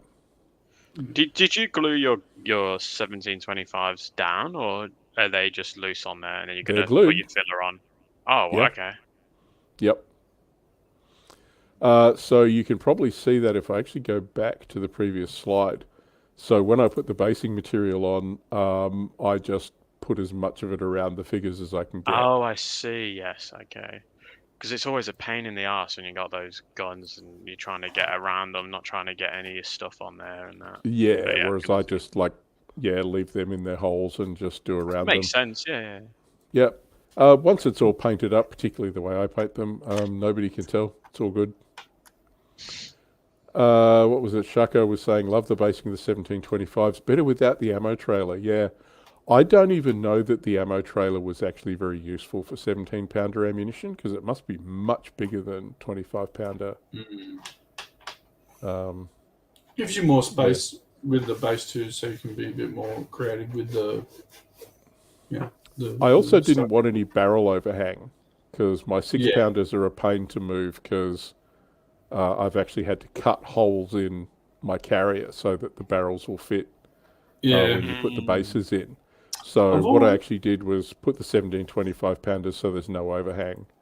I've always thought something like the Pack 38s and the 6-pounders needed to have like an in-between base, in between the medium base and the and this large artillery base for just I remember in the V3 people would always put 3 guys. No, they put Pack 40s on medium bases. Yeah, because you could, and it was smaller and it was a bit of a gamesmanship for tournaments. You could get bit of modelling for advantage. Yeah, They call it in Games Workshop. yeah. You know, you can put them together more. They'd fit in concealment better, but you could also then cover them with an artillery template. You'd get more, but yeah. But I don't know how they'd fit the four crew plus the gun on a medium base for a pack 40. I don't know how you do it, but yeah. I do like it now in V4 that it's like, no, whatever base it comes with is the base that it has to be. You can't kind of play loosey-goosey with the, So Joshua was saying he just ordered a new carry case and he's going to have to butcher the foam to fit in the Zis to anti-tank guns. Yep. So that's why I started trying to base things with no overhang, because laziness. So we did the plastic versus metal discussion a while ago. Mm-hmm. Looking at these, are you telling me that you still prefer the plastics to the metal, or do you like these plastics? Okay, so if you actually have a look at this was a bit of an eye-opener for me, because I've used the infantry, the plastic infantry, and the figures from the 25-pounders, and they are dreadful. Like, if you look at the guy with the binoculars there at the beginning, like his shoulders and his helmet and his binoculars are all like one thing. And they were the very first flexible plastic figures they came out with, and they are fucking dreadful. Is that possibly the technical term? There's room for improvement. There's room for improvement. And if you have a look at some of the better figures, like the guy with his back to you, in that one, he's actually out of the 6-pounder set, which came several months later. Okay. So there is a significant difference. I did notice that. Yeah. They also they sculpted them differently. They are thicker, heavier figures, and they have more prominent detail. So the rolled up shirts on the earlier guys are very much as they would have sculpted it in metal. And they're very hard to see, hard to paint. The other ones in the 6-pounder crew are much more obvious, much easier to get paint onto. They work a whole lot better. And I think it was when we had that metal versus plastic debate, the thing was, you have to adjust the sculpts and how you do the figures to match the material. Yeah. And I will agree with you. Like, when I bought those motor platoons to do my infantry with, I got them out of the blister and went, what work experience kid carved these out of soap? You know, they are awful. But the plastic, my first real experience with the plastic was the Team Yankee Soviet infantry, which are fine. Yeah, I think with this early stuff, and I don't know for sure, but I think they got the early stuff made in China, and the quality control probably wasn't great. Yeah. And then they've gone, no, these aren't what we want. And then they've gone and probably repaid the money and got the factory in Malaysia to do a better job. I recently bought some of the new, what's it? It's not plastic. The new stuff they use for the plastic figures. Yeah, the thermoplastic resin. Yeah, I've got some new SS ones because I had an old SS mortar blister that I was going to use, but it was one at the end. The one thing with metal is at the end of the mold for the metal, they start to leak a bit, and the guys aren't great. Yeah. They so I had a blister of that, which wasn't great, and then I bought the new SS ones, and I actually really like the figures, except for the heads. They've got these massive heads, and I don't know why. I don't know why they've done it. I guess it's like you say, like it has to be a certain size to come out match properly. the material. Yeah. And but that's my only. If they had smaller heads, I'd be happy to use them. Sorry, I was just thinking, which of those figures? I think there were some German figures where the eyes just looked like piss holes in the snow. It's like somebody poked them in with a pin. The goblin faces. Well, yeah, that's the other thing. They got these little hook nose things. I think it's just how it comes out. So, and my other issue with these is they're just difficult to trim. Like if it's a slight mold slip, it's really hard. I find personally how I do it. Yeah, maybe there's a better way. I really find it hard to trim the figures to trim off flashing and stuff. These ones, whereas They are more metal, challenging. and Just get a I just file wish on there was metal. yeah, but I don't know. It's like the files I use just make it rough and No, that's like what I'm saying. So yeah, on metal, you just grab a file, boom, Yeah. it's done in Yeah. in a minute, and not even a minute, a few If there was seconds. a special tool that they solved and said this is the perfect thing for doing it, it'd be great. I don't know. Maybe they haven't And invented it yet. it's not I'm just BF. I got some yeah. English 100 Years Wars miniatures from Plastic Soldier Company, and they're the flexible plastic. They are dreadful. Like with the amount of flesh, so they look nice, but the cleanup required is just insane. So it's not just Yeah. BF. So I'm not just criticizing BF. It's just the technology that people are going towards. And BF have said that there is a new generation of thermoplastic coming out that they're happier with. So we might see that material develop over time and become. I mean, there's hundreds of years of metal figure making. It's going to where get to you've where worked with the technology. You know, it's sometimes you have to remember that some of the first ones must have looked pretty dreadful in that too. Well, and it's 1 to 100 scale. It's not like it's 28 mil or bigger. Yeah. These are pretty small figures. So I think, and I guess I'm spoiled by metal, and I kind of wonder why they've gone away. Like I guess it's cost. I don't know. I don't know But why when they've gone those away first from ones came out, you can't tell me that the people at BF would have got them and been like, yep, cool, we'll put them out for everyone to buy, and then everyone goes and buys them and go, actually, Yeah, this is but shit. they were after. Were you in the hobby when that happened? The switch from V3 to V4? Yeah. Yeah. Because I remember the whole scene like exploded, and people were looking at these figures, and Yeah, they that's what were I'm not saying. happy. So surely from a BF point of view, who looked at it and went, yes, these are No, exactly the direction we want to they go were to. under deadlines. It was like, we've announced these, they've turned up, they're crap, but this stuff releases tomorrow. You know, we can't do anything much about that. That's why a lot of the artillery, the German boxes that you got, the 10.5 centimeter artillery was metal crew. Came with metal. Because they obviously weren't happy with whatever they got, I would guess, from the. Anyway, I've put us down a rabbit hole here, but yeah. You have a little bit, because we're at an hour 42. I wasn't going to rabbit on about my my list for that long. But there is actually some stuff I want to cover in the chat that people have been doing while we've been talking.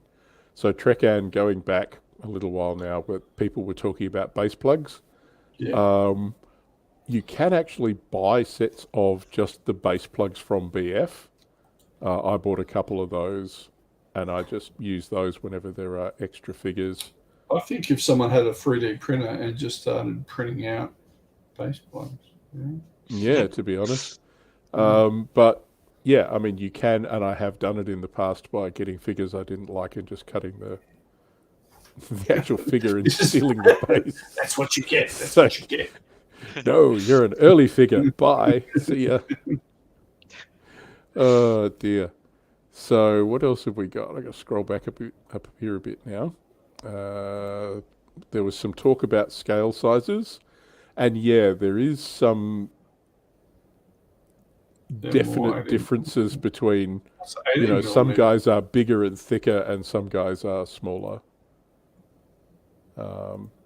Trekan said he quite likes the mid-war German soft plastic, prefer them to the hard plastic ones. Ooh, actually, them's fighting words. Yeah, the hard plastic, if I was to choose any plastic, I'd choose the hard plastic. My only problem with the hard plastic is the bloody things snap real easy on those. Barrels and stuff. Yeah. Yeah, little fine things like a tripod from a machine gun or a barrel or something. Yeah. So Trekan's saying the boots of these figures sculpted that you can paint them as boots or shoes and gaiters. No, they are shoes and khaki socks, because I have painted fucking hundreds of them in the last week. So you have to paint the khaki socks after you paint the knees, and then you can go back and paint the black ammunition boots. So yeah, that's hooray for British infantry stuff. What else have we got? So cast with the sharp scalpel. Yep. Or you can do Yeah. what I've done in a few of these cases and just gone, fuck it, nobody will know, and It is just left tempting. the damn things alone. Where are we? Yeah. The Yeah, and moldings of Siocast live much longer. Yeah. that could be true too. They just get more bang for their buck, kind of thing out of it. Yeah, fair enough. So that's have we got? Oh no, so painting. We haven't even gone to painting yet. I am slowly working my way through painting these guys. So yeah, as you can see, much easier since it's just single color uniforms. Nothing like Adam having to paint several times through. And I did finally remember what color I'd painted the other guys, so these all match now. So yeah, the uniforms are just Iraqi sand. Yeah, looking good so far, mate. Yeah, getting there. So yeah, having all the figures falling out of the bases has put me about a half a week behind, but we're getting there now. So that is pretty much it. We have gone way over time. I'm sorry to everybody. Yeah, 1:46. That's a long. And yeah, Kristian, well done for staying awake for this amount of time. Is he a night shift or something? Fat Cat's gone to bed. He went to bed many hours ago. Many hours ago, yep. So anyway, thank you for everybody who came along. Are there any closing thoughts you guys want to close with before we head off? Or Kristian just wants to go to bed. 14th Army. 14th. Oh, I'd forgotten about them, yeah. Yeah. No, all right, guys. No, I'm all good. Yeah. So just before we go, the UK scene went into meltdown over the arguments about... So it did here too. It went... Perth scene was big here and went to and just died. Shit. Yeah, no. Slow revival at the minute, still. I had just started my channel a few months before V3 to V4 happened. Like the worst. Absolutely. No, it was things like my channel was growing and it was all doing really well, and then like the arse fell out of everything. And it then took me forever to get to 1,000 subscribers and that kind of stuff. Oh, man. And yeah, not just people going, oh, I don't like this, but people attacking people who were sort of saying, oh, we should give it a chance or something like that. It got vitriolic. That's what I really got amazed by, the amount of people that wouldn't even try it and had heard from someone else about something else. Yeah, and was like, well, have you actually played it? Oh no, well, I talked to my mate Bob, and Bob said blah blah blah. Okay, well, yeah. Anyway, yeah. It did invalidate a whole bunch of my rules videos too, but don't worry about that. I think it's a better rule set, to be honest. Like playing wise. The argument could be said that some of the lists aren't as historical, but I think what you used to find it with tournaments is that people would just play whatever was meta, whatever was going to win. It wouldn't necessarily. Whereas you'll have a look at our lists and we are making them historical. We are putting together lists that might not be the best list in the world, but are reasonably representative of something that was real. Yeah, and that's what I'd like to do going forward, is not have a tournament, but rather have a weekend, a game of a weekend, and like recreate something like Tobruk or something, and have, this is the list you're playing. You're not making up a list. I'm telling you what you're using. And oh, okay. So this is a historical list from the time period. Yeah, I know Elliot West, you might know him, Adam, but he's got the big table. He's got a huge table, and he's planning on doing like a 3v3 Normandy, I think it is. So you can only be like British or Yanks and Germans. Yeah. And he's going to do like I think it's going to be V3 rules. I think that's his thing. Yeah. But yeah, it looks awesome. I'll be up for that. So at CanCon every year before this V3, V4 thing, that is what one of the tournaments was. It wasn't a tournament. It was a series of link battles or one big battle. Yeah. Where you would get told what list you're bringing in. You'd paint up that list. You'd have a year, you'd get it, and that was really, really good. I've watched a few of those, and they were great. But I mean, we don't do tournaments like I've heard some people doing tournaments. Like, we turn up, Kristian and I will get paddled, we will still have a great time, we'll lose horribly. I mean, Have a good laugh. we don't do it for sheep stations. I remember in the West Australian scene, I only ever saw one really competitive player. Yeah. All the rest You of just us go are for a just there to chat. have fun. Yeah. A chat and a Yeah. laugh, talk history. Look And at as sort of- Trekan is saying here, he's slow at painting. He took to a tournament what he had. This got me over, like I haven't painted figures in 2 years. This tournament has got me painting stuff, and I'm looking at other things in my stash going, I could paint that, you know, I could just nip out and undercoat it and do something with it. So I find I don't paint things unless there's some pressure.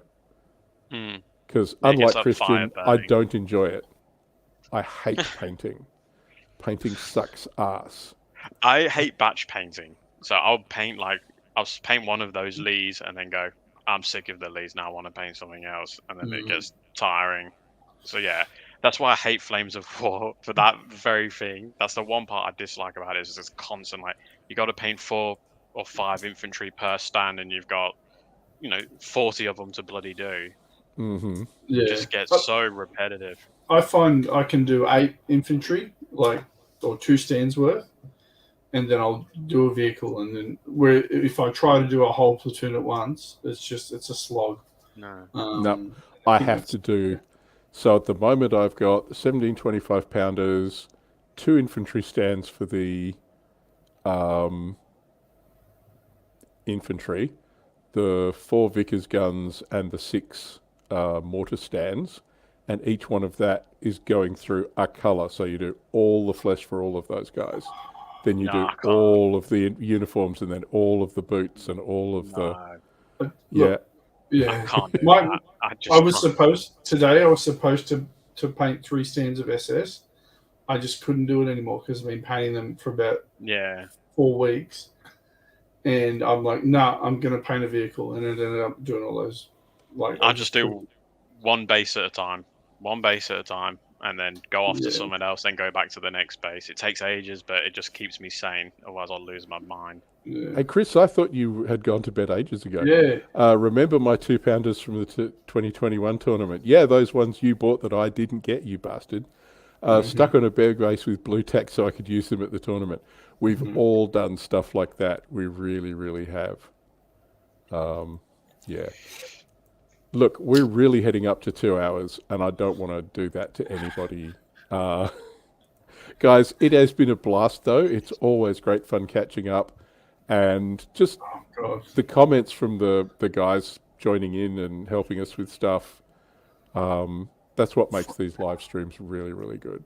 Frank saying he did 24 VDV infantry a day until he finished. That's just insanity. Oh, man, Frank, you're a guy. He's a machine. Really are. And those VDV look great. If anybody hasn't checked out Frank's VDV, and did you say something like they were your first Team Yankee tutorial or whatever? But they look great. Painting those blue tacks would be pretty cool. The blue berets, you mean? Yeah, but they look like blue tack, don't they? Little bits of blue tack. Yeah. Good old Andrew Bruce. So Chris is really leaving now, so we have to go too. Okay. Everybody, thank you for joining us. We will do this insanity again soon. However, it will be post-tournament. So I don't know if we're all going to laugh or cry about how we did at the tournament, or we're going to do something more sensible. But we'll decide that. How my Panthers died ignominious deaths. My AT rifle takes out a Panther. Oh, probably. Yeah, how much your boys' anti-tank rifles, like, were just slaying tigers left and right. Yeah. All right, See everybody, thank you for joining us, and we will see you next time. All right, bye.